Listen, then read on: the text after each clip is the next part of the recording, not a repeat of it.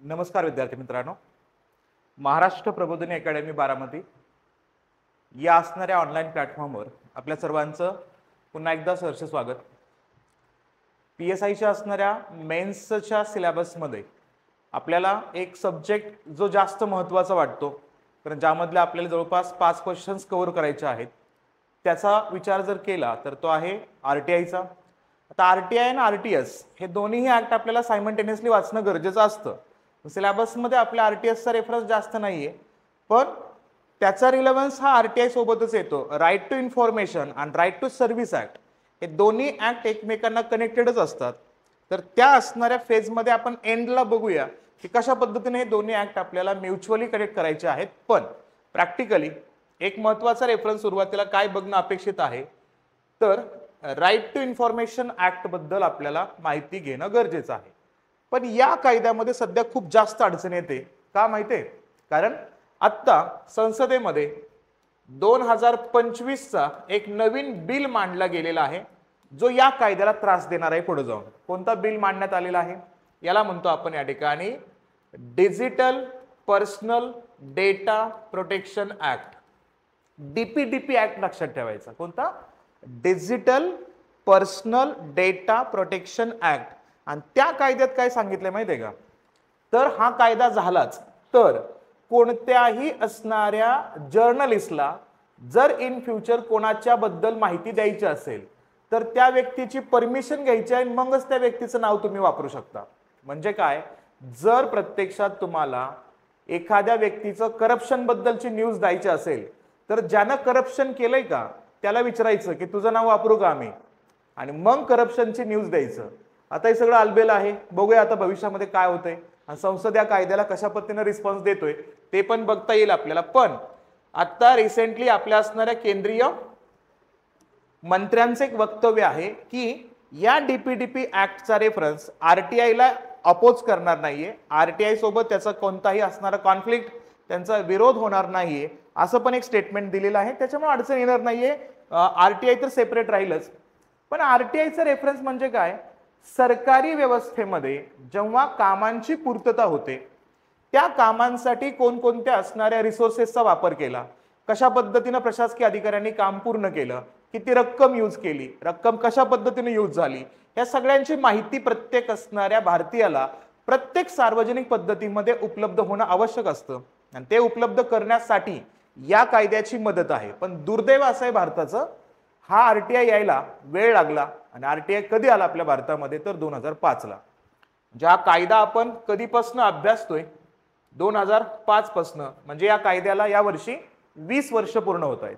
अशा कंडिशन्स मध्ये पाहिलं तर RTIच्या पाठीमागे एक सगळ्यात महत्त्वाचा मुद्दा येतो. समजा एखादा सार्वजनिक कामकाज चालू आहे, बांधकाम झालेलं आहे, त्या बांधकामामध्ये समजा मी XYZ पर्सन आहे, मी ती माहिती ओपन करायची आहे, मला समजून घ्यायचं आहे की त्या कामासाठी किती खर्च झाला, किती रक्कम त्याच्यामध्ये वापरण्यात आली, म्हणून मी RTIचा वापर केला, माहिती अधिकाराचा वापर केला.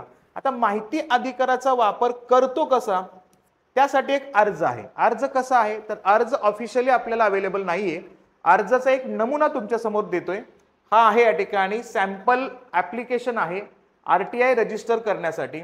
आणि यामध्ये तुम्हाला काय करू शकता, तर पब्लिक इन्फॉर्मेशन ऑफिसरला आपल्याला त्या पद्धतीचं असणार इन्फॉर्मेशन द्यायचं असेल तर त्या असणाऱ्या इन्फॉर्मेशनची माहिती लिहू शकतो. आपल्याला पिनकोड लिहायचंय, रिस्पेक्टेड सरला रिक्वेस्ट करायची आणि त्या पद्धतीची असणारी माहिती तुम्ही या असणाऱ्या अर्जाच्या माध्यमातून करू शकता. म्हणजे RTIचा अभ्यास करायचे पहिल्यांदा एक कळलं पाहिजे RTIचा असणारा सॅम्पल पेज कसा असतो ते पहिला. आता मला ती माहिती ओपन करून घ्यायची आहे RTIची, त्यासाठी मी तिथे गेलो, माहिती ओपन केली. जर मला त्या असणाऱ्या कामामध्ये भ्रष्टाचार होतो हे समजतंय तरी पण मी माहिती ओपन करतोय तर माझ्या जीवाला धोका असू शकतो ना. तर असं भारतात झालंय. आणि भारतात पहिली हत्या पण झाली. आणि ती हत्या झाली कुठं? तर ती पण पुण्यात.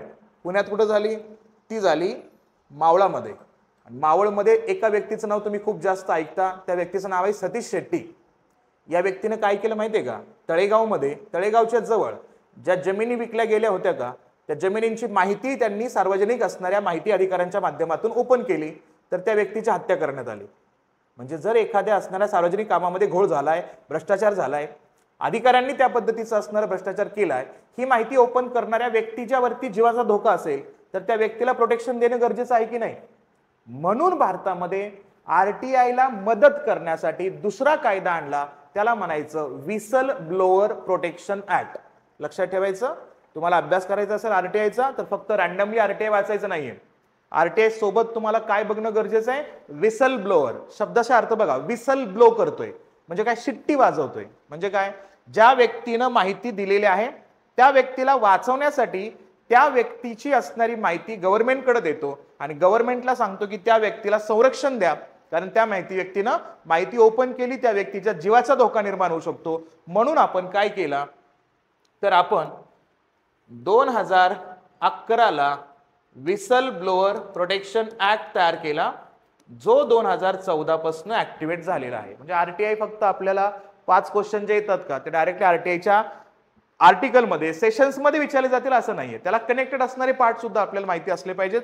म्हणून पहिला मुद्दा राईट टू इन्फॉर्मेशन ऍक्ट 2005चा, आणि त्याला जोडून काय वाचणं गरजेचं आहे आपल्याला, व्हिसल ब्लोअर प्रोटेक्शन ऍक्ट सुद्धा वाचणं अपेक्षित असणार आहे. हे मुद्दे लक्षात घ्यायचे. ओके, आता महत्वपूर्ण मुद्दा काय की आपल्या भारतामध्ये जो आरटीआय आहे, राईट टू इन्फॉर्मेशन ऍक्ट आहे का, 2005 ला आला, याचा एक्झॅक्टली मीन अर्थ काय, याचा अर्थ काय राईट टू इन्फॉर्मेशनचा, की आपल्या संपूर्ण भारतामध्ये जे काही त्या ठिकाणी पब्लिक सर्वंट्स आहेत ना, म्हणजे जे लोकांच्या असणाऱ्या कामांचा संदर्भ जे प्रशासकीय अधिकारी त्या ठिकाणी घेतात, तर त्या अधिकाऱ्यांनी केलेल्या कामाची पूर्तता कळली पाहिजे, काम काय करतात ते समजलं पाहिजे, आणि त्याच्या माध्यमातून प्रत्येक नागरिकाला समजलं पाहिजे की कामामध्ये ट्रान्सपरन्सी आहे का, पारदर्शकता कामामध्ये आहे का, का त्याच्यामध्ये भ्रष्टाचार होतोय का, त्या असणाऱ्या कामाच्या अंतर्गत करप्शन खूप मोठ्या पद्धतीने होतोय का, हे बघण्यासाठी कुठली तरी एक ऑथॉरिटी असली पाहिजे. त्यासाठी 2005 ला आणला राईट टू इन्फॉर्मेशन ऍक्ट. पण राईट टू इन्फॉर्मेशन ऍक्ट एवढा इझिली भारतात नाही आला, त्यासाठी खूप प्रयत्न झाले, आणि त्या प्रयत्नामध्ये सगळ्यात पहिला प्रयत्न कोणाचा असेल, तमिळनाडूचा आणि गोव्याचा. म्हणजे आपल्या भारतात कायदा आला 2005 ला, पण 2005च्या अगोदर 1997 मध्येच तमिळनाडू आणि गोवा या 2 राज्यांनी आरटीआय त्यांच्या स्वतःच्या राज्यासाठी ऑलरेडी आणलेलं होतं. म्हणजे 1997च्या कालखंडामध्ये 4 मेला तमिळनाडूने आणला आणि 31 जुलैला तो गोव्यानं आरटीआयचा कायदा आणला होता. हे राज्य इतके प्रगत आहेत ना. बरं, या प्रगत राज्यांमध्ये अजून एक राज्य आवर्जून ऍड करणं गरजेचं आहे, तो म्हणजेच कुठला, तर तो आहे राजस्थान. आणि एक लॉजिक लक्षात ठेवायचा, जेव्हा जेव्हा पाश्चिमात्य देशातली एखादी आयडियोलॉजी भारतामध्ये आणायची असेल ना, तर त्याला सगळ्यात पहिल्यांदा सपोर्ट करतो राजस्थान.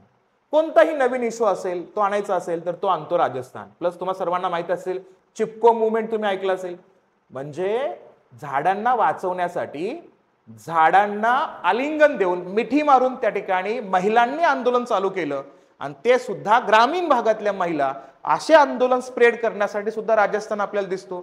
त्या ग्रामीण भागातल्या महिलांना जेव्हा आरटीआय संदर्भातले मुद्दे कळाले तर तो आरटीआय त्यांच्या राज्यात आणला पाहिजे, त्यासाठी न शिकलेल्या महिला चळवळीमध्ये आल्या होत्या, आणि त्या चळवळीमध्ये त्या महिलांना विचारण्यात आलं की तुम्ही कशासाठी या चळवळीमध्ये आलात, आंदोलनामध्ये आलात, तर त्यांचे विचार एवढे प्रगल्भ होते की त्यांनी सांगितलं की आम्हाला बोलायचं असेल तर बोलण्यासाठी सुद्धा आरटीआयच्या कायद्याची गरज आहे.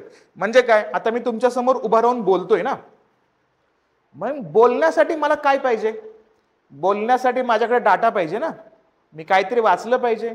मग मी ज्या कंटेंट मधनं वाचलंय ती माहिती तर माझ्यापर्यंत पोहोचली पाहिजे ना. मग ती माहिती माझ्यापर्यंत योग्य पद्धतीनं पोहोचण्यासाठी मला कशाची गरज आहे, माझ्या अधिकारांची. तो कोणता, ती माहिती माझ्यापर्यंत पोहोचली पाहिजे, त्या माहितीच्या आधारे मी माझ्या असणाऱ्या बोलण्याचा अधिकार त्या ठिकाणी वापरणार. म्हणजे मला इन्फॉर्मेशनचा राईट्स मिळाला पाहिजे. म्हणून हा राईट टू इन्फॉर्मेशनचा ऍक्ट खूप गरजेचा आहे. तर हे मुद्दे कोण सांगतायत आपल्याला, राजस्थान मधल्या असणाऱ्या महिला आपल्याला त्या ठिकाणी सांगताना दिसतात. या कंडिशन्स मध्ये सगळ्यात जास्त प्रोग्रेसिव्ह राज्यांच्या अंतर्गत पाहिलं तमिळनाडू आहे, गोवा आहे, राजस्थान आहे, आपला महाराष्ट्रही त्याच्यामध्ये पाठीमागे नाहीये.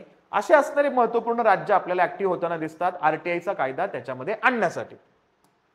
आता आरटीआयचा मीन कळाला, आरटीआय कुणी आणला सुरुवातीला हे समजलं, आरटीआयची गरज समजली. आता आरटीआयचा थोडासा इतिहास बघू आपण. म्हणजे आरटीआय एक्झॅक्टली आरटीआयचा बॅकग्राऊंड काय होता ना. बघा, लोकांना माहितीची गरज आहे, माहितीचा अधिकार मिळाला पाहिजे, याची सगळ्यात पहिल्यांदा असणाऱ्या कोणत्या तरतुदीमध्ये याचा उल्लेख करण्यात आला तर 1948 ला जगामध्ये एक महत्वपूर्ण घटना घडली. कधी? 10 डिसेंबरला. आणि ती घटना आहे universal declaration of human rights, UDHR. जागतिक किंवा वैश्विक मानवी हक्कांचा जाहीरनामा डिक्लेअर करण्यात आला आणि त्या जाहीरनाम्यामध्ये माहितीच्या अधिकाराबद्दल त्या ठिकाणी मुद्दे स्पष्ट करण्यात आले. म्हणजे पहिला लिखित संदर्भ कुठला दिसत असेल माहितीच्या अधिकारा संदर्भामध्ये तर आपण UDHRचा रेफरन्स या ठिकाणी घेऊ शकतो. आणि त्यामुळेच आपण काय करतो, 10 डिसेंबरला जागतिक मानवी हक्क दिन ऍड करतो ना. याच मानवी हक्कामध्ये कोणता तर माहितीचा हक्क हा असला पाहिजे, हे मुद्दे सगळ्यात पहिल्यांदा डिस्कशन मध्ये आले. त्यानंतर जागतिक एक अजून महत्वपूर्ण ऍग्रीमेंट झाला. तो कधी झाला तर तो आहे 1966 ला. माहितीच्या अधिकाराबद्दल अजून कुठे बोललं जातं तर इथं काय, international covenant on civil and the political rights. नागरी व राजकीय अधिकारासाठी सुद्धा माहितीच्या अधिकारांची गरज आहे, हा सगळ्यात महत्वाचा रेफरन्स पहिल्यांदा रिप्रेझेंट करण्यात आला. कधी? 1966 मध्ये. त्यानंतर माहिती किती महत्वाची आहे आजच्या कालखंडामध्ये, जगामध्ये सगळ्यात महागडं काय आहे असं जर तुम्हाला मी प्रश्न केला तर तुमचं उत्तर काय असू शकतं? बघा, विचार करा 2 मिनिटं. काय की आज जगामध्ये सगळ्यात महागडं काय आहे तर काही लोकांना वाटेल सोनं चांदी, काही लोकांना वाटेल देशाची प्रॉपर्टी, काही लोकांना वाटेल त्या ठिकाणी महागड्या गाड्या. पण आज जगात सगळ्यात जास्त महागडं काय तर डेटा. म्हणजे काय, मला क्लास चालवायचे ना आता, मला कशाची गरज आहे?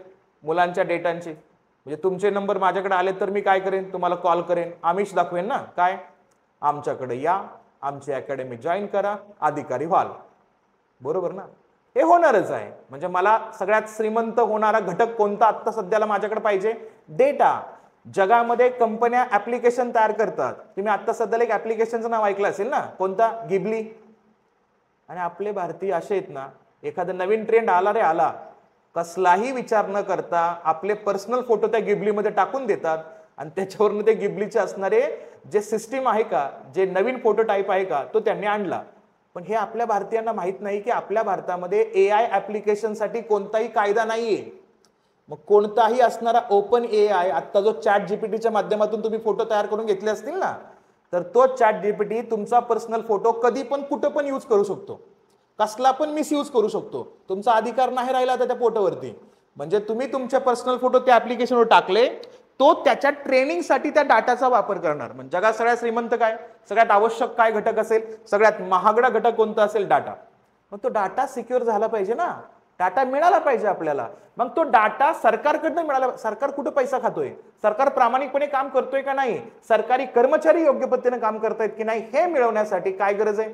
माहितीची गरज आहे. म्हणून जगामध्ये सगळ्यात पहिल्यांदा काय आला? 1948 चा युनिव्हर्सल डिक्लेरेशन ऑफ ह्युमन राईट्सचा पार्ट आला. 1966 ला आला या ठिकाणी international covenant on civil and political राईट्सचा पार्ट आला. आणि माहिती किती मौल्यवान असते हे सांगण्याचा प्रयत्न केला कोणी? थॉमस जेफरसन यांनी. स्कॉलर आहेत हे. थॉमस जेफरसन काय म्हणतात बघा या ठिकाणी, information is the currency of democracy. लोकशाहीचं चलन काय असेल? लोकशाहीचं चलन असेल माहिती. माहिती जोपर्यंत आहे तोपर्यंत या गोष्टी त्या ठिकाणी आपण कंट्रोलमध्ये ठेवू शकतो. म्हणजे काय? सिंपल हायपोथेटिकली बोलतो मी, म्हणजे कल्पनास्थित वाक्य आहे, पण एक्झाम्पल म्हणून घेऊया. समजा आपल्याला उद्यापासून पाकिस्तान सोबत युद्ध करायचंय. आपण पाकिस्तानचं युद्ध कधी जिंकू शकतो?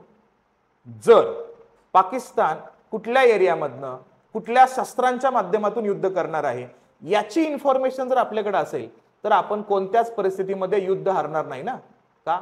इन्फॉर्मेशन इज द मेन की फॉर द सक्सेस. अशा कंडिशन्स मध्ये जगात सगळ्यात जास्त मौल्यवान काय असेल तर आता सध्याला पाहिलं तर इथं इन्फॉर्मेशनलाच म्हणतो. त्याच कंडिशनमुळं माहिती लोकांपर्यंत पोहोचली पाहिजे तो मुद्दा इथं आणलेला आहे. आणि याच माहितीसाठी एक खटला पण चर्चेमध्ये येतो. तो खटला कोणता असेल या ठिकाणी तर mister Kulwal versus Jaipur municipal कॉर्पोरेशनचा केस आहे. आणि या केस कधीचा आहे? 1986 ला. आणि हिथं सुप्रीम कोर्ट काय म्हणतोय माहितीये का, व्यक्तीला बोलायचं असेल म्हणजे article number 19 sub article 1 small ए, कोणता, कलम 19 उपकलम 1 त्यातला स्मॉल ए काय सांगतो, freedom of speech and expressions, भाषण अभिव्यक्त करण्याचं स्वातंत्र्य. मला बोलण्याचा अधिकार मिळतोय पण बोलतानासाठी माझ्याकडे माहिती पाहिजे ना. मग इथं या खटल्यामध्ये सुप्रीम कोर्ट काय म्हणतोय की इन्फॉर्मेशन जोपर्यंत पुरवत नाही तोपर्यंत फ्रीडम ऑफ स्पीच अँड एक्सप्रेशनचा वापर तिथं पूर्णपणे करू शकत नाही. म्हणून हक्कांचा वापर करायचा असेल तरी सुद्धा माहिती खूप गरजेची आहे. हा रेफरन्स मांडला कुणी या ठिकाणी, तर mister Kulwal versus Jaipur municipal corporation केसमध्ये आपल्याला हा मुद्दा या ठिकाणी हायलाइट होताना दिसतो, हे लक्षात घ्यायचं. बऱ्याच वेळा होतं कसं, माहिती मिळवतोय पण माहिती मिळवत असताना तुम्ही एक शब्द ऐकता पहा, कुठला, स्टिंग ऑपरेशन ऐकलं असेल. आपल्या भारतामध्ये क्रिकेट म्हणजे एक प्रकारे देवाला जसं पूजावं तसं क्रिकेटला पूजलं जातं ना. म्हणजे आता सध्या तुम्हाला एक फेवर कळत असेल, IPL चालू झालंय. IPL चालू झालं म्हणजेच काय की प्रत्येक फ्रँचायझी, प्रत्येक असणाऱ्या टीमकडनं आपण त्या ठिकाणी खेळतो ना.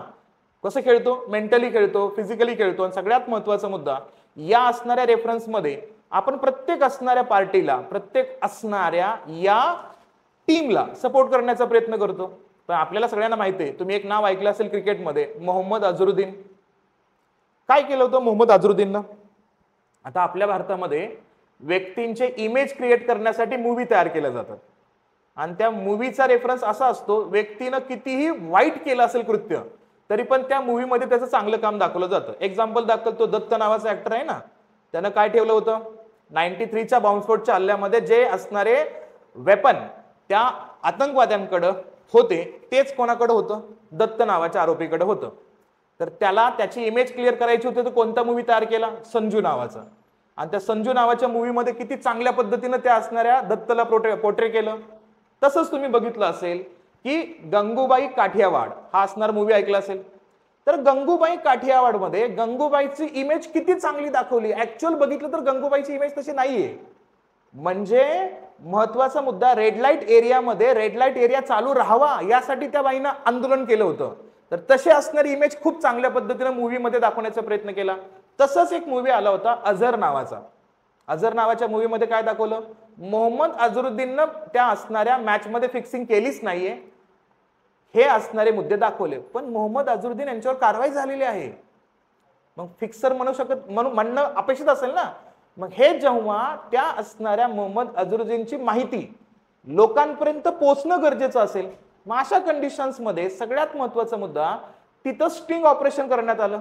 म्हणजे काय, स्टिंग ऑपरेशन करतो म्हणजे काय करतो आपण, समजा XYZ नावाचा पर्सन आहे, त्या पर्सनकडं मी तिसरा व्यक्ती म्हणून जातो आणि त्याला मी काय करतो, थोडंसं भडकवण्याचा प्रयत्न करतो की काय झालं होतं, कसं झालं होतं, त्याची गोपनीय माहिती काढण्याचा प्रयत्न करतो.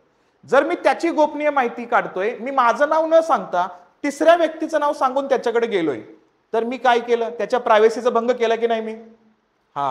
मग मी कोणाची माहिती घेत असेल राईट टू इन्फॉर्मेशनच्या अंतर्गत, तर माझ्या प्रायव्हसीचा असणार किंवा त्या व्यक्तीच्या प्रायव्हसीचा भंग होतो की नाही. म्हणून तुम्हाला एक पार्ट बघणं गरजेचं आहे, तो म्हणजेच काय, RTI versus right to privacy. म्हणजे माहितीच्या अधिकाराचा वापर करून तुम्ही एखाद्या व्यक्तीचा खाजगीपणा संपवताय की काय, असं व्हायला नको. त्यासाठी हा मुद्दा खूप महत्वाचा आहे. आणि लक्षात घ्यायचं, राईट टू प्रायव्हसीच्या अनुषंगाने तुम्हाला खाजगीपणाचा अधिकार पण कोणता, जर तो प्रायव्हेट असेल आणि पर्सनल असेल तर. जर तो पब्लिक स्पेअर मधली माहिती असेल तर तुम्हाला ती दाखवावीच लागेल, ती माहिती द्यावीच लागेल.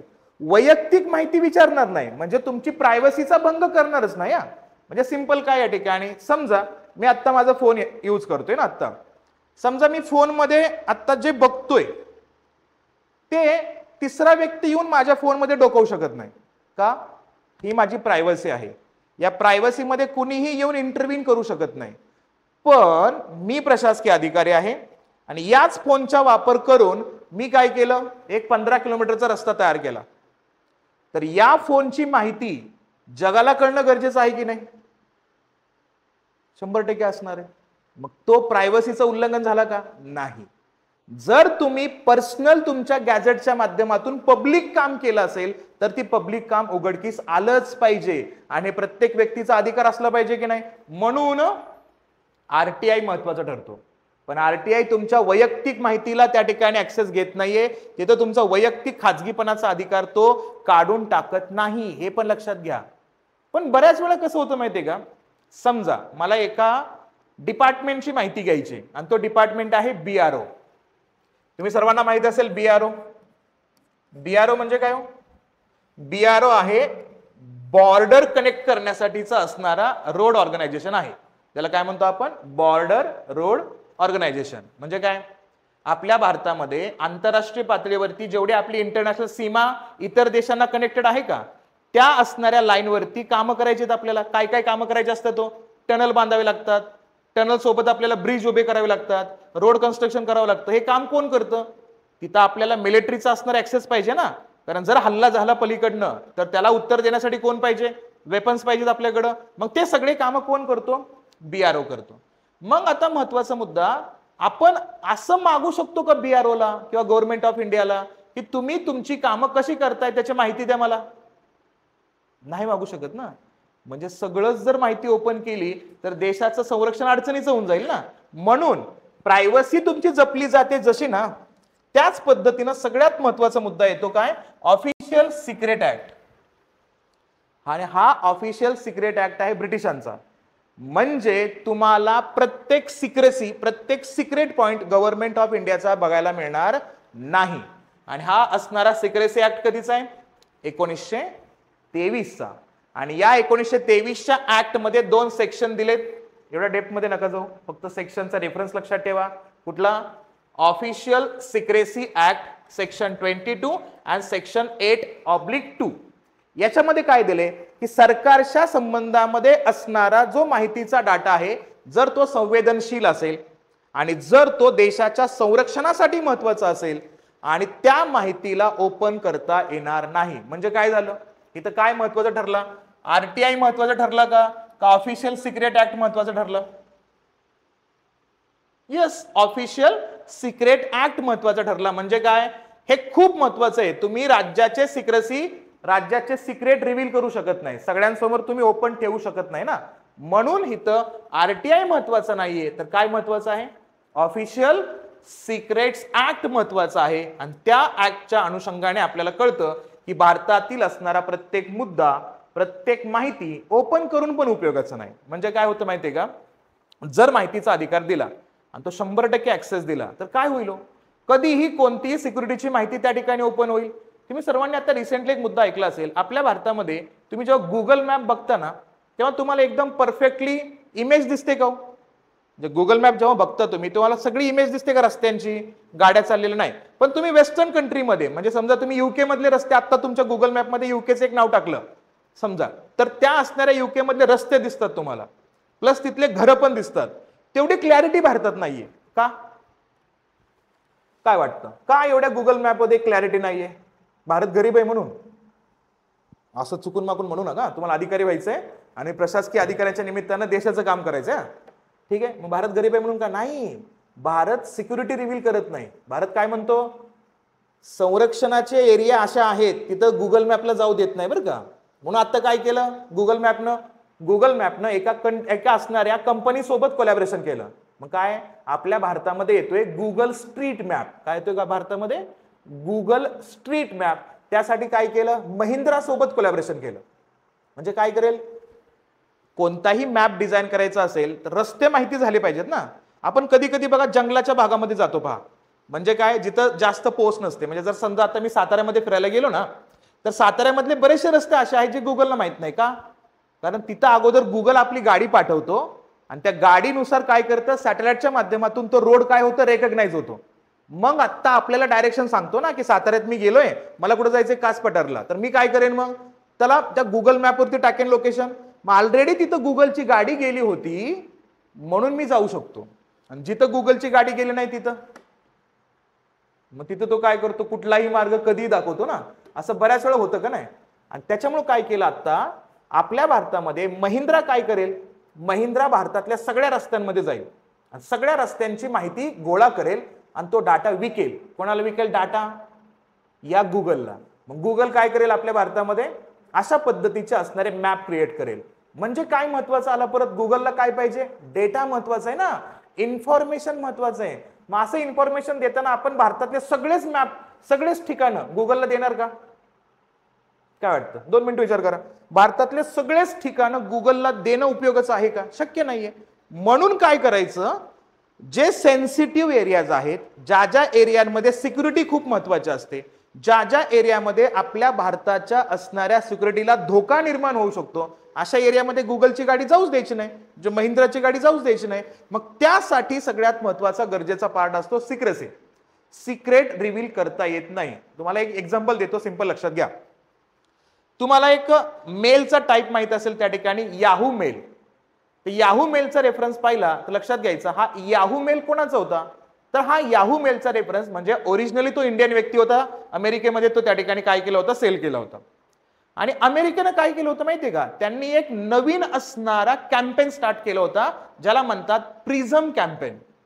प्रिझम माहित असेल सगळ्यांना, लोलक ज्याला म्हणतो मराठीमध्ये आपण. प्रिझम कॅम्पसमध्ये कॅम्पेनमध्ये काय केलं, म्हणजे जेव्हा जेव्हा संपूर्ण असणाऱ्या अमेरिकेमध्ये जे प्रशासकीय अधिकारी असतील ना, त्यांनी जर त्या असणाऱ्या याहू मेलचा वापर केला तर प्रत्येक याहू मेलवरती सरकारचं लक्ष असेल. आता पण तुम्ही बघत असाल की आपल्या संपूर्ण असणाऱ्या भारतामध्ये बऱ्याच वेळा काय होतं की बऱ्याच वेळा माहिती टॅप केली जाते. मग तुम्ही ऐकलं असेल फोन टॅपिंगचं प्रकरण. तुम्ही आता एक रिसेंटली ऐकलं असेल पेगासस. पेगासस कोणाकडनं आणलं आपण? स्पायवेअर आपण आणलं इस्रायलकडनं. त्या पेगाससचा वापर करून केंद्र सरकार कोणत्याही व्यक्तीचा मोबाईल टॅप करू शकतो. म्हणजे कदाचित असं पण असेल, आता जो मी फोन वापरतोय त्या फोनची माहिती गव्हर्नमेंटकडे असेल का? कारण सरकार सांगू शकतो की नॅशनल सिक्युरिटीचा थ्रेट आहे, म्हणून तुझ्या फोनची माहिती आम्हाला पाहिजे, तर त्याचा ऍक्सेस घेऊ शकतो. तिथं तुम्ही राईट टू इन्फॉर्मेशन मागू शकत नाही का? प्रत्येक गोष्टीमध्ये माहितीचा अधिकार देणं योग्य ठरू शकत नाही, म्हणून थोड्याशा कंडिशन्समध्ये आपल्याला सिक्रेसी ठेवावी लागते. हे पण लक्षात घ्यायचं. आणि त्यासोबतच काय लक्षात घ्यायचं, आरटीआय मध्ये बऱ्याच वेळा सुधारणा झाल्या, दुरुस्त्या झाल्या, अमेंडमेंट झाले. मग आरटीआय कधीचा आहे राईट टू इन्फॉर्मेशन? 2005 चा. आणि या 2005च्या असणाऱ्या कायद्यामध्ये पहिली दुरुस्ती आपण बघूया कधीची झाली, 2013ची. आणि 13ला दुरुस्ती काय झाली या ठिकाणी, पॉलिटिकल पार्टीज आहेत का, पॉलिटिकल पार्टी राजकीय पक्ष जे आहेत ना, ते राजकीय पक्ष आरटीआयच्या असणाऱ्या कायद्यातून साईड काढले. म्हणजे काय, आरटीआयच्या कायद्याअंतर्गत जी पब्लिक ऑथॉरिटी आहे ना, या पब्लिक ऑथॉरिटीमध्ये कोण येणार नाही, तर पार्टी येणार नाही. म्हणजे तुम्ही आरटीआयचा वापर करून पार्टीची माहिती मागू शकणार नाही. हा रेफरन्स कधी आला, 2013ला. अडचण झाली ना. म्हणजे काय, तुम्ही आता एक मुद्दा ऐकला असेल पहा, इलेक्टोरल बॉन्ड ऐकला असेल.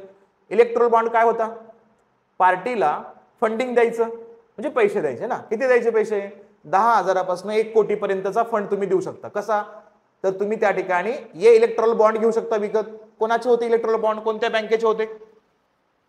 इलेक्टोरल बॉन्ड होते फक्त एकाच बँकेचे, एसबीआयचे. कोणाचे?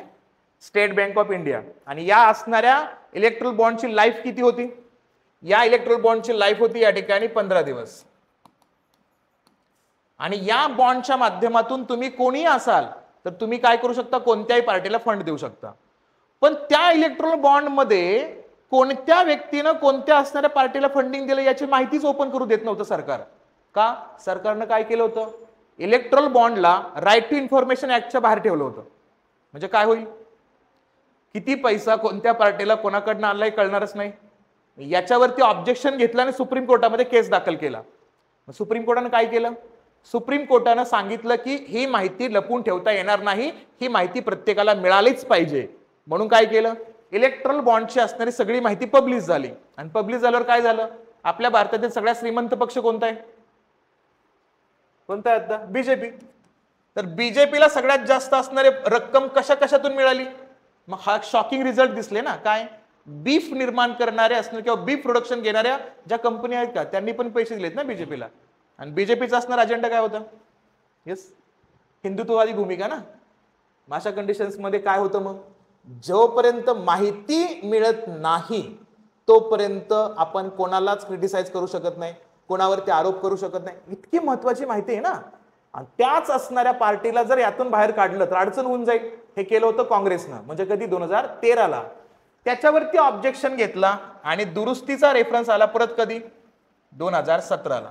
2017ला चर्चा चालू झाली की काय पार्टीला याच्यामधनं बाहेर काढणं योग्य नाहीये, म्हणून दुरुस्ती कधी झाली 2018ला. आणि 2018ला दुरुस्ती काय सांगते या ठिकाणी, centre the power to fix the tenures and the salaries of the state and the central information commission.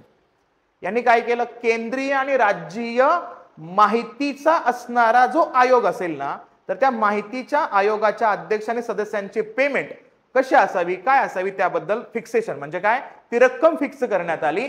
आणि पॉलिटिकल पार्टींचा रेफरन्स सुद्धा त्याच्यामध्ये ऍड करावा, हा रेफरन्स तिथं आपल्याला समाविष्ट होताना दिसतो.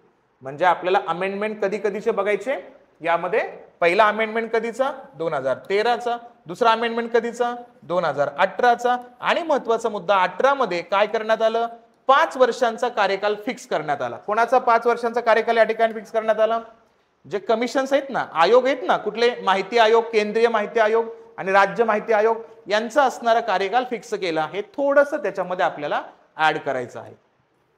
ठीक आहे. आणि सुरुवातीलाच मी सांगितलं होतं आरटीआय वाचायचे, आरटीआय अभ्यास करायचे. म्हणजे एखाद्या व्यक्तीने एखाद्या एरियाची माहिती मिळवली आणि ती भ्रष्टाचाराची माहिती मिळवली, ओपन केली आणि जगाला त्यांनी दाखवून दिली, तर ज्यांनी भ्रष्टाचार केलाय ते व्यक्ती त्या व्यक्तीला मारायलाच बसलेत ना. मग त्या व्यक्तीचा जीवाचा धोका निर्माण झाला. जसं एक एक्झाम्पल दिलं, भारतातली पहिली व्यक्ती डेथ झाली आपल्या पुण्यामध्ये, महाराष्ट्रामध्ये. कोणती व्यक्ती आहे, सतीश शेट्टी. सतीश शेट्टीने काय केलं होतं, तळेगाव मधली असणारी माहिती, जमिनीची माहिती कुणी विक्री केली, कुणी घेतली, याची माहिती ओपन केली, तर त्या व्यक्तीची हत्या झाली. आणि शॉकिंग काय आहे, तर त्याच असणाऱ्या तळेगावच्या पोलीस स्टेशन मधला जो PSI आहे त्यानं ती हत्या केली होती, असं तिथे उघडकीस आलं होतं. अशा कंडिशन्स मध्ये प्रोटेक्शन देणं गरजेचं आहे ना. मग जो माहिती ओपन करतोय तो, त्यासाठी कोणता कायदा आहे मग, विसल ब्लोअर ऍक्ट, लक्षात ठेवायचा. म्हणजे आरटीआय सोबत व्यक्तींना जीविताचा धोका येतो, मग त्या व्यक्तींना संरक्षण देण्यासाठी कोणता ऍक्ट येतो या ठिकाणी, विसल ब्लोअर प्रोटेक्शन ऍक्ट आहे. ऍक्ट कधीचा येतो, 2011चा. कधी लागू झाला, 2014ला लागू झाला. म्हणजे व्यक्तींच्या प्रोटेक्शनची जबाबदारी त्या ठिकाणी महत्वाची असेल, हे इथं लक्षात घ्यायचं. ठीक आहे. आता थोडंसं याच्या असणाऱ्या कायद्यांच्या बाबतीमध्ये पाहिलं तर मुळात 2005ला जो कायदा आला आरटीआयचा, तो आरटीआयचा कायदा आणि विसल ब्लोअर हे दोन्ही मुद्दे असावे यासाठीचा असणारा प्रयत्न कधीपासून सुरू झाले होते. आपल्या भारतात लॉ कमिशन, आपण लॉ कमिशनवरती खूप चर्चा करतो. विधी आयोग, लॉ कमिशन काय करतो, लिगलाइज कंडिशन म्हणजे कायदेविषयक असणाऱ्या तरतुदीवरती कमेंट कोण करतो, आपल्याला लॉ कमिशन करतो. आणि आतापर्यंत भारतामध्ये किती लॉ कमिशन पूर्ण झाले, 22वे लॉ कमिशनर कोण होते, ऋतुराज अवस्थींचं नाव आपण बघितलं. आणि याच लॉ कमिशननं 2001ला एक रिपोर्ट दिला होता की काय, माहितीचा अधिकाराचा कायदा आणायचा असेल तर त्यासोबत काय आणणं गरजेचं आहे, विसल ब्लोअर. विसल ब्लोअरचा शब्दशः अर्थ काय सांगितला मी, विसल ब्लो करणं. विसल ब्लो करणं म्हणजे काय, शिट्टी वाजवणं. म्हणजे काय, एखाद्या व्यक्तीला जीवाचा धोका आहे तर त्याला कोणीतरी मारायला येत असेल तर मी शिट्टी वाजवून त्याला संरक्षित करणार. आणि ते संरक्षित करण्याची जबाबदारी कोणाची असते, सरकारची. म्हणून याला म्हणतो कोणता कायदा आपण, विसल ब्लोअर प्रोटेक्शन ऍक्टचा रेफरन्स. याच्यावरती प्रयत्न कधी झाला होता, पहिल्यांदा 2001ला. नंतर 2004ला विसल ब्लोअर आणण्यासाठी खूप जास्त प्रयत्न झाले. का, एका व्यक्तीनं माहिती ओपन केली होती आणि त्या व्यक्तीची खून झाला, हत्या झाली त्या व्यक्तीची. म्हणजे कुठं, एक इन्फॉर्मेशन प्रोव्हाइड करणाऱ्या व्यक्तीचा मर्डर झाला.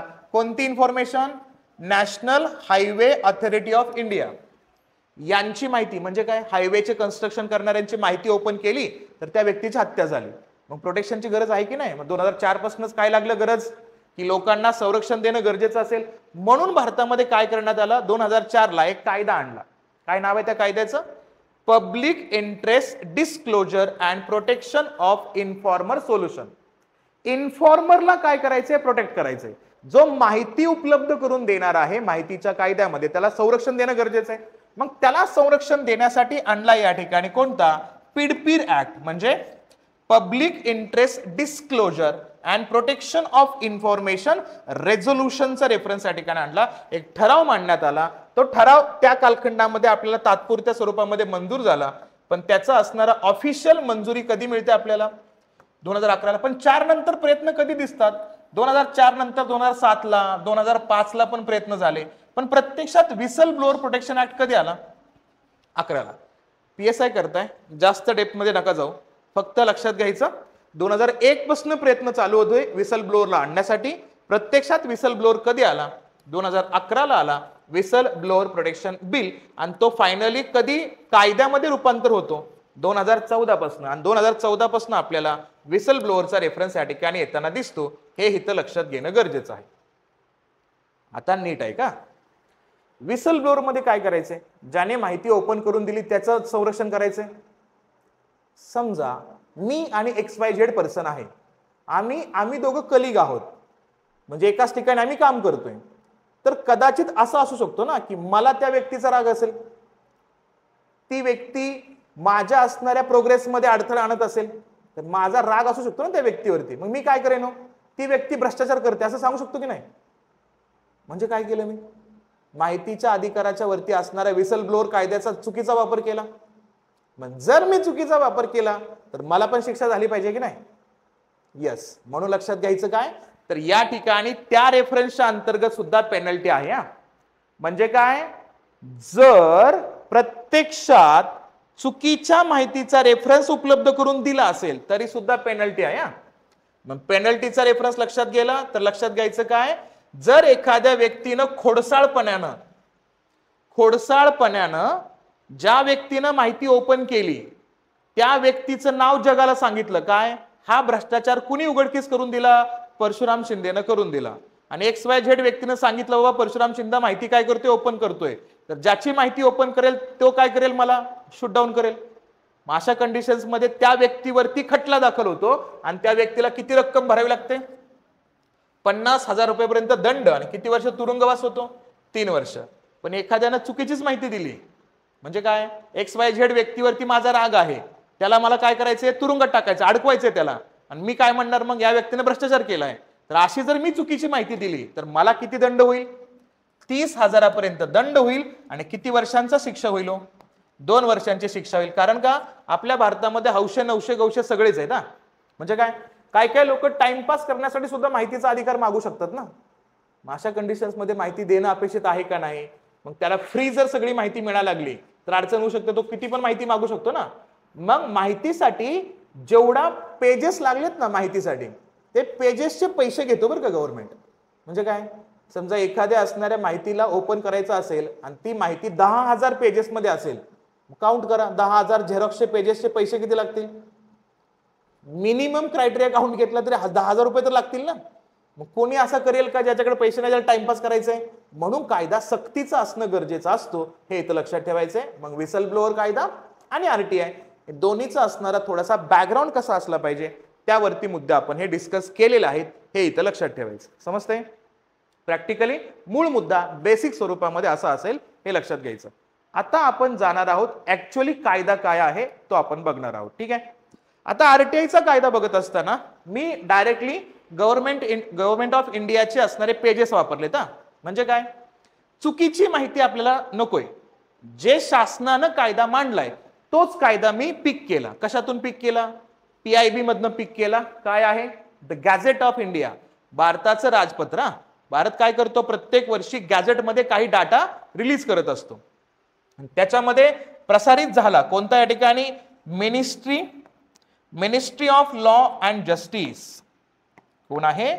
Ministry of law and justice यांच्या लीगल डिपार्टमेंटच्या माध्यमातून पब्लिश करण्यात आला हा असणारा RTIचा कायदा. आणि RTIचा कायदा सांगत असताना एक महत्वाचा डेट तुम्हाला कंटिन्युअसली दिसतं पहा. तुम्ही कधी पण डेट म्हणत असताना, आता समजा डेट आहे, समजा आपण एक्झाम इमॅजिन करूया 19 एप्रिल 2025. ही जी डेट आहे ना, ही कोणत्या कॅलेंडर मधली डेट आहे? कोणता कॅलेंडर आहे? याला म्हणतो आपण ग्रेगोरियन कॅलेंडर. कोणता येतो? ग्रेगोरियन कॅलेंडर, ज्याला आपण बऱ्याच वेळा इंग्लिश कॅलेंडर असं म्हणतो ना. म्हणजे जानेवारीपासून डिसेंबर पर्यंतचे असणारे मंथ त्याच्यामध्ये असतात. तर ते आपल्या देशाचं कॅलेंडर आहे का? म्हणजे आपला देश या ग्रेगोरियन कॅलेंडरचा यूज करतो का? नाही करत. आणि ग्रेगोरियन कॅलेंडरचा वापर कोण करतो? पाश्चिमात्य देश करतात. आणि ग्रेगोरियन कॅलेंडर मध्ये आज किती वर्ष आहे? आपण 2025 म्हणतो ना. तर हे 2025 हे भारताचं कॅलेंडर नाहीये, हे पाश्चिमात्य देशांचं कॅलेंडर आहे, त्यातल्या त्यात ते इंग्लंडचं कॅलेंडर आहे, हे लक्षात घ्यायचं. आणि हा रेफरन्स 2025 चा काउंट काय केला, तुम्ही दोन शब्द ऐकले असतील ना, कोणते, एडी आणि बीसी. येस, एडी म्हणजे काय, ॲनो डॉमिनी, आणि बीसी म्हणजे काय, बिफोर क्राइस्ट. म्हणजे जगामध्ये 0 वर्ष कोणतं, कसं मोजायचं. मग 0 वर्ष मोजण्यासाठी आपण ठरवलं ते म्हणजेच काय, येशू ख्रिस्ताचा जन्मवर्ष म्हणजे काय म्हणलं, 0 वर्ष. म्हणजे येशू ख्रिस्ताच्या जन्मानंतर आज किती वर्ष झालेत, 2025 वर्ष झालेत. म्हणजे येशू ख्रिस्त जन्मून किती वर्ष झालेत आज, 2025. मग बेस इयर काय म्हणलं आपण या ठिकाणी, बेस इयर मांडला येशू ख्रिस्ताचा जन्मदिवस. म्हणून त्याच्या अगोदरचे जे वर्ष असतात का, त्यांना काय म्हणतो आपण, बिफोर क्राइस्ट. म्हणजे काय, येशू ख्रिस्ताच्या जन्माच्या अगोदरचे वर्ष. आणि एडी म्हणजे काय, ॲनो डॉमिनी, येशू ख्रिस्ताच्या जन्मानंतरच्या वर्षांचा उल्लेख या ठिकाणी करतो. पण भारताचा उल्लेख केला तर भारतामध्ये आपण हे वापरतच नाही. भारतात काय वापरतो, भारतात वापरतो आपण शक कॅलेंडर. कोणतं वापरतो, शक कॅलेंडर. मग शक कॅलेंडर मध्ये आपल्याकडे कोणते महिने असतात भारतामध्ये, मग स्टार्ट होतो चैत्र पासून, याला आपण मराठी महिने म्हणतो ना, हेच आहे भारताचं नॅशनल कॅलेंडर. समजतंय. मग आता तुम्हाला सर्वांना माहित असेल, आपण आता रिसेंटली गुढीपाडवा सेलिब्रेट केला. गुढीपाडवा कोणत्या महिन्यात असतो, चैत्र महिन्यात. मग नवीन वर्ष स्टार्ट कधी होतं भारतामध्ये, याच असणाऱ्या चैत्र महिन्याच्या अनुषंगाने होतं ना. तुम्ही बऱ्याच वेळा एक शब्द ऐकला असेल त्या ठिकाणी, कुठला, बैसाख पंचमी ऐकला असेल. बैसाखचा ऋतू येतो पंजाबमध्ये सेलिब्रेट केला जातो तो. आणि तुम्हाला माहित असेल ना, जालियनवाला बाग हत्याकांड सुद्धा कधी झाला होता. यस, याच असणाऱ्या वैशाख ऋतूला त्या ठिकाणी सेलिब्रेट करण्यासाठी सगळे कुठे जमा झाले होते, जालियन बागेमध्ये. आणि तिथं कोण आला, जनरल डायर. त्यांनी काय केलं, गोळीबारीचा आदेश दिला आणि त्या ठिकाणी हत्या झाली ना खूप मोठी, ज्याला आपण त्या ठिकाणी जनरल मॅसेकर म्हणतो पहा. मग हे सगळे मुद्दे का महत्वाचे, कारण चैत्र हा काय आपला मुद्दा, तर आपल्या नवीन वर्षाचा मुद्दा आहे. मग आपलं कॅलेंडर कधी सुरू झालं, आपलं कॅलेंडर सुरू झालं कधी, येशू ख्रिस्ताच्या जन्मानंतरच्या 78 वर्षांमध्ये काय झालं, आपलं कॅलेंडर चालू झालं. त्यावेळेस होते भारतामध्ये शक सम्राट. कोण होते, शक सम्राट. त्यांनी आणला तो शक कॅलेंडर. म्हणून आपण असं म्हणतो ना, इसवी सन शके. कुठला शब्द वापरतो आपण, इसवी सन शके. शके का वापरतो आपण, तर आपला असणारा वर्ष जे आहे ना, आता बघा हा कायदा कधी पब्लिश झाला, 2005 ला. पण भारत सरकार 2005 नाही म्हणत, आपण काय म्हणतो मग, 1927 म्हणतो. का, आपण येशू ख्रिस्ताच्या किती वर्षानंतरचं कॅलेंडर बघतो, 78. म्हणजे आज कितवं वर्ष चालू आहे, 2025 मध्ये किती मायनस करावं लागेल, 78 म्हणावं लागेल. मायनस करायचं, मग ते काय असेल, भारताचं नॅशनल कॅलेंडर असेल. ठीक आहे. म्हणून तुम्हाला या पेज वरती काय दिसेल, 2 डेट दिसतात ना. एक डेट म्हणजे कोणते, 21 जून 2005 ला कायदा लागू झाला. आपण जे ग्रेगोरियन कॅलेंडर मानतो त्यानुसार हा दिवस. पण आपल्या भारताच्या नॅशनल कॅलेंडर नुसार, शक कॅलेंडर नुसार किती डेट असेल त्या ठिकाणी, तर इथं असेल कुठला, तर इथं आहे जयस्था 31. कधीचा, 1927. म्हणून लक्षात घ्यायचं, या असणाऱ्या पेजवरची इन्फॉर्मेशन तुम्हाला या पद्धतीनं डिस्कवर होताना दिसते. आणि मग या असणाऱ्या कायद्यामध्ये तुम्हाला दिसेल the right to information act 2005 चा रेफरन्स. आणि याच्यामध्ये 2005 मधला कितव्या नंबरचा असणारा रेफरन्स आहे, तर हा आहे जवळपास 22व्या नंबरचा असणारा कायदा या ठिकाणी आपल्याला दिसतो, जो गॅझेटमध्ये पब्लिश करताना दिसतात. याच्यामध्ये खूप महत्वाचे मुद्दे दिलेत. काय दिलेत, आपल्या भारतात लोकशाही आहे. मग लोकशाही असून सुद्धा माहितीची गरज आहे की नाही आपल्याला. लोकशाहीमध्ये लोकांनी लोकांसाठी लोकांकरवे केलेली व्यवस्था असं म्हणतो ना आपण त्या ठिकाणी, by the people, for the people, to the people. हा रेफरन्स जेव्हा त्या ठिकाणी आणतो ना आपण, हा रेफरन्स जेव्हा जेव्हा येतो तेव्हा माहितीचा अधिकार सुद्धा गरजेचा असतो. म्हणून लक्षात घ्यायचं या ठिकाणी की हा कायदा काय प्रोव्हाइड करतो आपल्या सगळ्यांना, हा कायदा प्रोव्हाइड करतो आपल्याला प्रॅक्टिकल रिजिम राईट टू इन्फॉर्मेशनचा. प्रत्येक व्यक्तीला माहितीचा अधिकार मिळाला पाहिजे. आणि तो माहितीचा अधिकार कसा असला पाहिजे, सेक्युअर असला पाहिजे, संरक्षित असला पाहिजे. म्हणजे कायद्याची माहिती घेतो तर तो प्रोटेक्शनच्या माध्यमातून आला पाहिजे ना. म्हणजे समजा माहितीच्या अधिकाराच्या अंतर्गत मला एखाद्या एरियाची माहिती मिळवायची, ती माहिती मिळवण्यासाठी मी काय केलं, एका तिसऱ्या व्यक्तीला सांगितलं माहिती आणून दे. आणि त्या तिसऱ्या व्यक्तीचा माझ्यावरती राग असेल तर तो काय करेल, जी माहिती गव्हर्नमेंटकडनं घेतली त्या माहितीमध्ये भलतीच माहिती ऍड करून तुम्हाला देऊ शकतो ना, बरोबर. म्हणून ती माहिती सिक्युरिटीच्या माध्यमातून माझ्यापर्यंत आली पाहिजे. त्यासाठी हा कायदा असेल असं सांगितलं. आणि ते कुठं? पब्लिक ऑथॉरिटीच्या अंडर या ठिकाणी ही माहिती माझ्यापर्यंत पोहोचली पाहिजे. आणि महत्वाचा मुद्दा, जरी wear as the constitution of India has establish the democratic Republican, आपल्या भारतामध्ये लोकशाहीचा संदर्भ आणून आपल्या भारतामध्ये आपण काय करतोय? प्रजासत्ताक व्यवस्था निर्माण करतोय. तरी पण भारताला कशाची गरज आहे? माहितीच्या अधिकाराची गरज आहे, असं कायद्याच्या सुरुवातीलाच मांडलेलं आहे. सोबतच and wear as democracy required the information citizen of the transparency. बघा, यामुळं सुद्धा आपल्या लोकांना माहिती मिळाली पाहिजे आणि माहितीमध्ये पारदर्शकता असली पाहिजे. ती पारदर्शकता दाखवण्यासाठी काय करतोय? ही माहिती आपण आणतोय, हे मुद्दा या ठिकाणी मांडताना दिसत आहेत. आणि सगळ्यात महत्वाचा मुद्दा, जरी या माहितीच्या माध्यमातून समाजामध्ये तेढ निर्माण होणार आहे, बरोबर आहे ना? एखाद्या व्यक्तीने भ्रष्टाचार केलाय आणि तो जगाला माहिती झाला तर त्या व्यक्तीला आवडेल का? जरी नाही आवडला तरी देशासाठी महत्वाचा आहे. मग तो देशासाठी जो महत्वाचा आहे तो असा कायदा म्हणजे कुठला असेल? राईट टू इन्फॉर्मेशन ऍक्टचा रेफरन्स याच्यामध्ये आणतोय आपण. आणि सगळ्यात महत्वाचा रेफरन्स ऍड केला तर या असणाऱ्या संपूर्ण कायद्याच्या अनुषंगाने आपण काय करतोय या ठिकाणी? तर आपल्या असणाऱ्या डेमोक्रेटिक आयडियाला, लोकशाहीच्या असणाऱ्या विचारांना विरोध निर्माण होतील अशी कोणतीच व्यवस्था भारतामध्ये नसेल. जरी माहितीचा, बऱ्याच लोकांना असं वाटेल ना की माहितीचा अधिकाराचा कायदा आणलाय म्हणजे लोकशाही संपवायला लागल्यात, असं पण म्हणू शकतात काही लोक.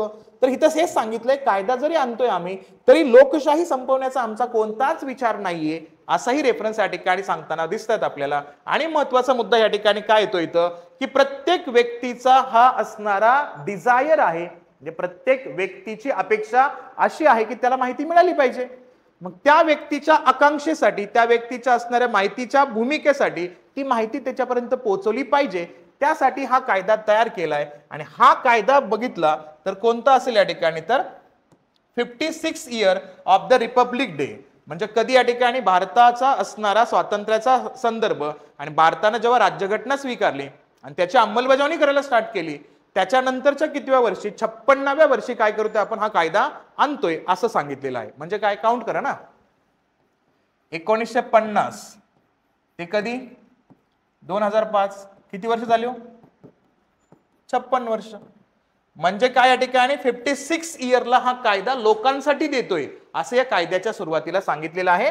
म्हणजे आपण घटना लागू केल्याच्या दिवसापासून आपल्याला 56 वर्षानंतर हा कायदा मिळतोय अशी असणारी माहिती या ठिकाणी देण्याचा प्रयत्न होतोय. या कायद्यामध्ये सगळ्यात पहिल्यांदा लक्षात घ्यायचं, एकूण चॅप्टर किती आहेत? तर एकूण चॅप्टर 6 आहेत. किती आहे? तो धडे किती आहेत? एकूण 6 धड्यांचा रेफरन्स आपण याच्यामध्ये बघायचा आहे. आणि त्या असणाऱ्या चॅप्टर्स मध्ये प्रिलिमिनरी स्टेजेस मध्ये आपल्याला काय कव्हर करणं रिक्वायर्ड असेल, काय कव्हर करणं अपेक्षित असणार आहे? तर सगळ्यात पहिल्यांदा आपल्याला या कायद्याचं नाव सांगणं गरजेचं आहे. म्हणजे नावाचा रेफरन्स प्रॅक्टिकल फेज मध्ये आपल्याला याच्यामध्ये आणणं अपेक्षित असणार आहे, हे इथं लक्षात घेणं गरजेचं असणार आहे. मग इथं या कायद्याचं नाव काय आहे असं सांगण्यासाठी काय केलं? कलम 1 म्हणजे सेक्शन नंबर 1 चा रेफरन्स याच्यामध्ये दिला. आणि इथं काय सांगितलं? या कायद्याला तुम्ही काय म्हणाल? This act may be called the right to information act 2005. म्हणजे कायद्याचं नाव काय असेल? माहितीच्या अधिकाराचा कायदा 2005. आणि दुसरा खूप महत्वाचा मुद्दा आहे, हा संपूर्ण भारतात लागू केला जाईल फक्त जम्मू काश्मीर सोडून. म्हणजे हा कायदा जम्मू काश्मीरला लागू होणार नाही. का नाही होणार लागू? कारण कायदा कधीच आहे? 2005 ला. आणि 2005च्या वेळेस जम्मू काश्मीरमध्ये काय होतं? स्वतःचा स्वतंत्र राज्यघटना होती. म्हणजे काय? जम्मू काश्मीरची स्वतःची स्वतंत्र राज्यघटना कधीपर्यंत होती? 2019 पर्यंत. मग कोणता कलम आपण राज्यघटनेच्या अंतर्गत डिसिजन घेतला? 370. 370 मधल्या तरतुदी कॅन्सल केल्या आपण कधी? 2019 ला. आणि त्यानंतर जम्मू काश्मीर सुद्धा भारताचा अविभाज्य घटक झाला. त्यामुळं हे वाक्य आता उपयोगात येईल का? नाही, कॅन्सल होईल. का? 2005 ला जम्मू काश्मीरसाठी स्वतःची राज्यघटना होती, त्यामुळे तो कायदा त्यांना लागू नव्हता. आता जम्मू काश्मीरला स्वतःची राज्यघटना आहे का? नाही, कारण ती राज्यघटना कधी कॅन्सल केली? 2019 लाच. म्हणजे हा कायदा आज जम्मू काश्मीरला पण लागू होईल का? तर यस. समजते? म्हणजे तुम्हाला क्वेश्चन केला जाऊ शकतो कोणत्या असणाऱ्या सेक्शन मध्ये? सेक्शन 1 सबसेक्शन 2 हा अगोदर फक्त कुठं संपूर्ण भारतामध्ये फक्त अपवाद कोण होता? जम्मू काश्मीर होता. पण तो असणारा रेफरन्स या ठिकाणी आता काय केलं जाईल? आता जम्मू काश्मीरला सुद्धा लागू होणार आहे, हे लक्षात ठेवायचं. आता महत्वपूर्ण मुद्दा, सबसेक्शन 3 मध्ये काय सांगितले बघा. हा जो कायदा आहे का, हा कायदा लागू झाल्यानंतर जे सरकारी ऑफिसेस आहेत किंवा जिथं लोकांचा संदर्भ असतो त्यांना माहिती द्यायची लोकांना. माहिती देण्यासाठी त्यांना स्वतःची माहिती गोळा तर करावं लागेल ना. म्हणजे काय, आज कायदा सांगितलाय, तयार केलाय आणि मी उद्या अर्ज केलाय, काय कोणाला, मी रस्त्यांच्या असणाऱ्या मिनिस्ट्रीला अर्ज केलाय आणि काय विचारलं, सगळी माहिती मला द्या. पण त्या लोकांना माहिती गोळा करायला दिवस तर दिले पाहिजेत ना काहीतरी. किती दिवस दिले मग लक्षात घ्यायचं. या संदर्भामध्ये सगळ्यात महत्वाचा मुद्दा, किती दिवस दिले? 120 डेज. किती? सगळ्या पब्लिक ऑथॉरिटीला, सगळ्या कंपन्यांना, ऑफिसेसला सांगितलं की तुम्ही सगळी माहिती किती दिवसात पूर्ण करायची? 120 दिवसांमध्ये सगळी माहिती गोळा करायची. त्या 120 दिवसानंतर जो माहिती मागेल त्याला प्रत्येकाला काय करायचे? ती माहिती द्यायची आहे. म्हणून महत्वाचा मुद्दा बघा, the provision of the subsection 1 of section 4 subsection 1 and 2 of subsection section 5 section 12 13 15 16 24 27 28 shall come into force at once and the remaining provisions of this act shall come into force of the after the 120 days. सगळ्यात पहिल्यांदा म्हणजे कायदा लागू केल्या केल्या काय काय लागू होतील? हे सेक्शन्स लागू होतील. हे सेक्शन्स काय? तो हे सेक्शन्स म्हणजे काय? माहितीसाठीचा असणारा आयोग आहे. माहितीच्या आयोगासोबत त्या आयोगामध्ये काम करणारे अध्यक्ष, उपाध्यक्ष, त्या आयोगाच्या संदर्भामध्ये काम करणारे ऑफिसर्स सगळे लगेच्या लगे नियुक्त झाले पाहिजेत. ते नियुक्त करायचे, पण माहिती गोळा करायला वेळ लागेल ना. माहिती गोळा करण्यासाठी किती दिवस दिले? 120 दिवस. पण सगळे आयोग वगैरे लगेच स्थापन होतील असं सांगितलेलं आहे या सेक्शन मध्ये. मग कोणते सेक्शन लगेच लागू होतील? सेक्शन 4, सेक्शन 5, 12, 13, 15, 16, 24, 27 आणि 28. डायरेक्टली क्वेश्चन केला जाऊ शकतो तुम्हाला की फर्स्ट 120 डेज साठी काही संस्थांचं काम त्या ठिकाणी थांबवलं होतं, पण काही संस्थांचं काम लगेच चालू झालं होतं ना. मग कोणते असणारे सेक्शन्स लगेच चालू झाले होते? असे क्वेश्चन्स तुम्हाला केले जाऊ शकतात, हे लक्षात घ्यायचं. म्हणजे पहिल्यांदा रेफरन्स आलाय कशाचा? या ठिकाणी short title, extend and the commitment.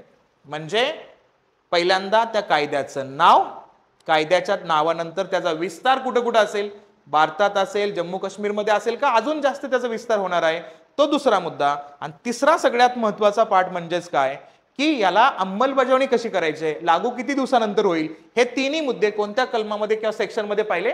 Section 1 मध्ये. सेक्शन 2 काय सांगतो? सेक्शन 2 सांगतो डेफिनेशन, व्याख्येबद्दल आपल्याला सेक्शन 2 सांगतो. आता तुम्हाला जे प्रश्न विचारतो ना पीएसआयच्या मेन्सला, ते सगळे क्वेश्चन शक्यतो कशावरती जास्त असतात? बर, व्याख्येवरती. मग प्रश्न असा असतो त्या ठिकाणी की काय? ॲप्रोप्रिएट गव्हर्नमेंट म्हणजे काय? त्या ठिकाणी संबंधित असणारं शासन किंवा सरकार, याची व्याख्या या कायद्यात दिलेली आहे का, असा उल्लेख, विधान बरोबर का चुकीचं, असं करू शकतो आयोग. म्हणून लक्षात घ्यायचं कोणाकोणाच्या व्याख्या दिली तो या ठिकाणी. मग इथं ॲप्रोप्रिएट गव्हर्नमेंट काय आहे? म्हणजे माहितीच्या अधिकाराच्या अंतर्गत माहिती ओपन करण्यासाठी जबाबदार सरकार कोण असेल, त्या सरकारची माहिती आहे का याच्यामध्ये? तर दिली. कोण असेल मग सरकार? सरकार म्हणजे कोण? केंद्र सरकार, सेंट्रल गव्हर्नमेंट. तसंच कोण? Union territory administration of the central government, केंद्र सरकार आणि केंद्र शासित प्रदेशांचं सरकार, हे सुद्धा काय असेल? माहितीच्या अधिकारासाठी जबाबदार असणार आहे. तसंच कोण? स्टेट गव्हर्नमेंट म्हणजे केंद्र सरकार, स्थानिक सरकार म्हणजे केंद्र शासित प्रदेशांचं सरकार आणि कुठलं? राज्य सरकार. हे काय करू शकतात? माहितीच्या अधिकारासंदर्भातले निर्णय घेऊ शकतात. तर त्यांना काय म्हटलं जातं? त्यांना म्हटलं जातं ॲप्रोप्रिएट गव्हर्नमेंट म्हटलं जातं. आणि महत्वाचा मुद्दा, याच्यामध्ये दुसरी व्याख्या दिली कोणती? Central information commission. कोणाला म्हणायचं? केंद्रीय माहिती आयोग. तर केंद्रीय माहिती आयोग म्हणजे कोण? जे केंद्रीय माहिती आयोगाची संदर्भात माहिती कुठे दिली? सेक्शन 12 मध्ये दिली. ते म्हणजे काय? माहिती प्रत्येक व्यक्तीला मिळाली पाहिजे, प्रत्येक व्यक्तीपर्यंत माहिती पोहोचली पाहिजे, आणि ती माहिती पोहोचवणारा जो केंद्रीय पातळीवरचा आयोग असेल त्याला काय नाव दिलं त्यांनी? Central information commission. वेगळं रॉकेट सायन्स आहे का याच्यामध्ये? नाही. साधा सिंपल फक्त काय दिलेला आहे? व्याख्या मेन्शन केलेली आहे. हा रेफरन्स याच्यामध्ये येतो. हा पार्ट इथं लक्षात घ्यायचा. नंतर एक व्याख्या दिली, ती कोणती?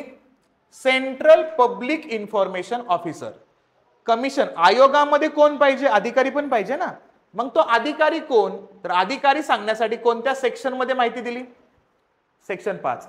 सेक्शन 5 मध्ये जे अधिकारी असतील, जे काम करणार आहेत माहिती देण्याचं, त्यांना काय म्हणतो आपण या ठिकाणी? तर त्यांना म्हटलं जाईल सेंट्रल पब्लिक इन्फॉर्मेशन ऑफिसर्स. आता माझा एक प्रश्न आहे, मला आन्सर देण्याचा प्रयत्न करा 2 मिनिटं विचार करून. भारताकडे एवढा पैसा आहे का हो? नवीन कायदा आणलाय आणि सगळे ऑफिसर्स नियुक्त करायचे नवीन. प्रत्येक राज्यात कमिशन आणायचं, आयोग आणायचा आणि त्याच्यामध्ये ऑफिसर्स पण लावायचे नाही. भारत सरकारने काय केलं माहितीये का?